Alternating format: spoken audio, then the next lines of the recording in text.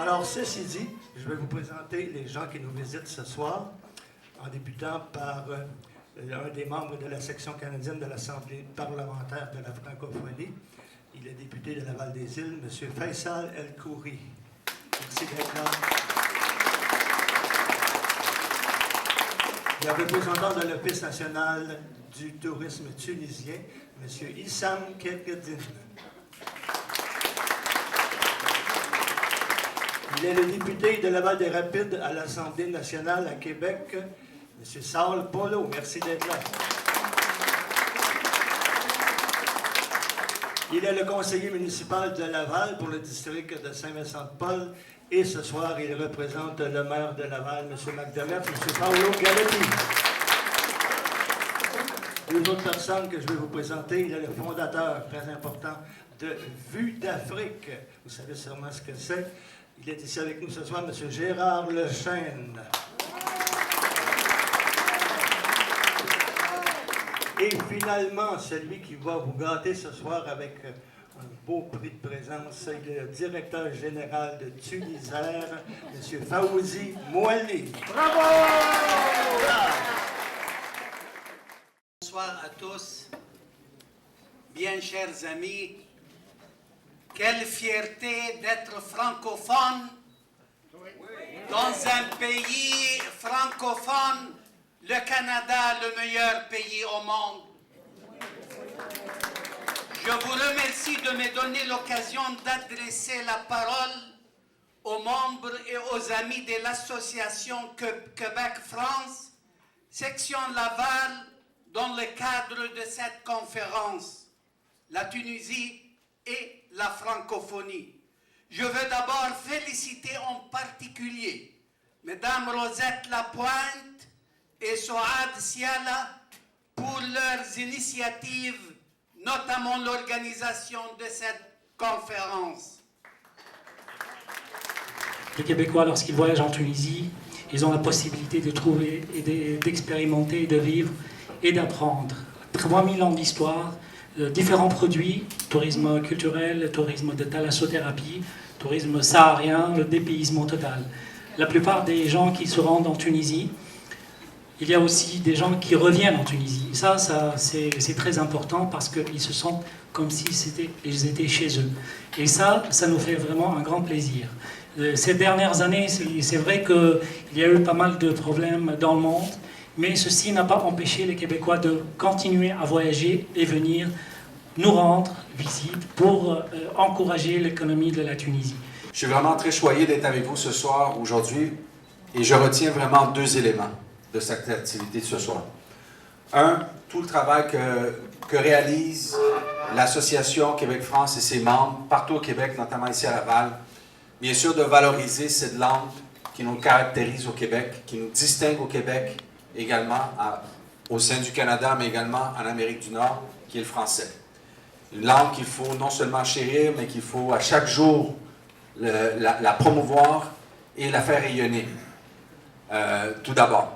Mais également, et c'est ça que je trouve également d'aussi bien, c'est cet échange de culture, c'est cette valorisation de non seulement la langue du Québec qui nous rend si fiers, mais également qui tisse des liens avec d'autres pays de la francophonie, et notamment aujourd'hui, ce soir, la Tunisie. À travers cette belle exposition que Souad nous a présentée, qui justement nous permet de non seulement mieux vivre au Québec, mais aussi mieux connaître nos voisins. Parce qu'à chaque jour, nous avons des voisins qui nous accompagnent dans le développement de notre société québécoise et qui justement viennent contribuer à cette belle diversité, cette belle société qu'est le Québec aujourd'hui.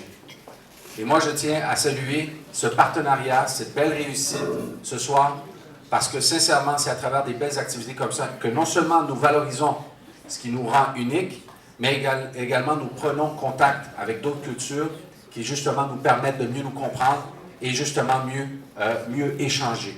Alors, merci aux organisateurs, merci pour l'invitation. Passez une belle fête de soirée et félicitations à nouveau. Merci. Messieurs les députés, bonsoir. Chers amis du Québec, de la France et de la francophonie, chers amis de la Tunisie, des voyages, des arts, de la culture, mesdames et messieurs, bonsoir, buonasera a tutti. Buonasera. Je suis certain qu'à l'issue de la rencontre, nous aurons tous le goût de boucler nos valises, n'est-ce pas? Oui. Et de préparer notre prochaine excursion en terre francophone. Parce que se donner la chance de découvrir un pays, son histoire, ses traditions, sa gastronomie et même ses coutumes vestimentaires, c'est une très bonne façon de se donner l'envie de voyager. Mais c'est aussi une bonne façon de se donner la chance d'ouvrir nos horizons.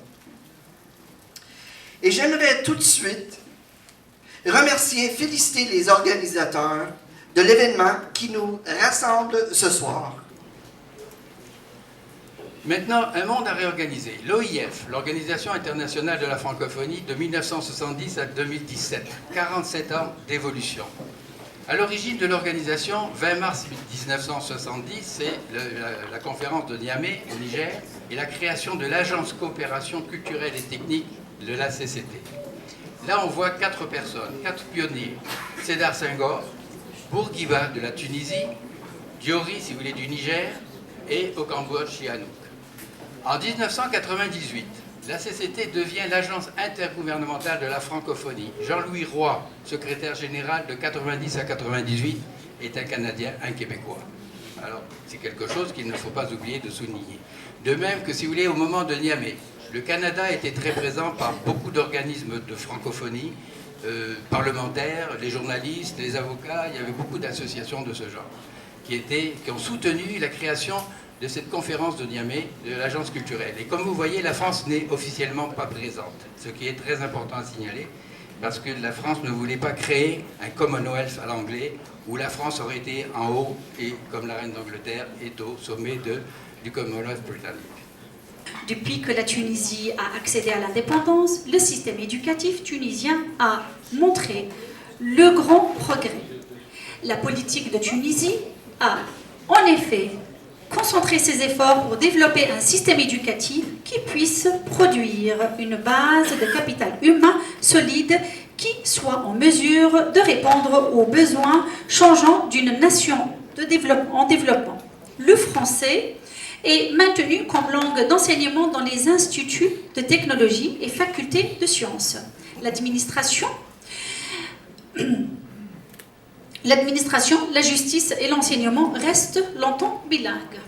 La langue officielle de l'enseignement à l'école est l'arabe, le français et l'anglais sont introduites comme langue étrangère au cours de la 3e année de l'école. On va passer à la pause. J'espère que, malgré que je raconte l'histoire, c'est un petit peu dur de raconter l'histoire de façon sans vouloir faire un peu d'animation, mais la deuxième partie, elle va être encore beaucoup plus intéressante dans la gastronomie et l'artisanat.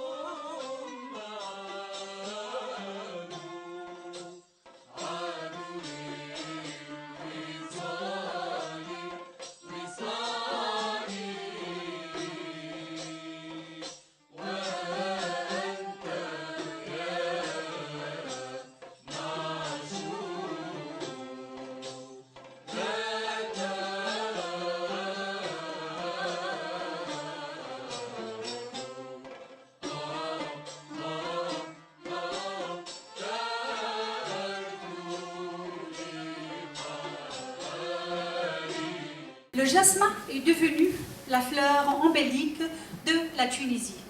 La cueillette se fait alors, puis, dès la tombée de la nuit. De jeunes garçons confectionnent de petits bouquets. Vous savez, la mixité en Tunisie, ce qui est différent, c'est que et le Sahara, la mer en même temps. Quelle mixité extra. J'aimerais bien aussi remercier notre infographiste. Vous savez, hier, je suis restée avec lui à finir ma présentation jusqu'à 7h30 du matin. J'aimerais bien aussi remercier avant-première Hoda Jaibi et FM Maghreb. Merci beaucoup. Et c'est grâce à eux aujourd'hui qu'on a pu avoir la vidéo. Ils ont filmé et aussi photographié. Un grand merci. L'annonce aussi à Maghreb FM. Merci beaucoup.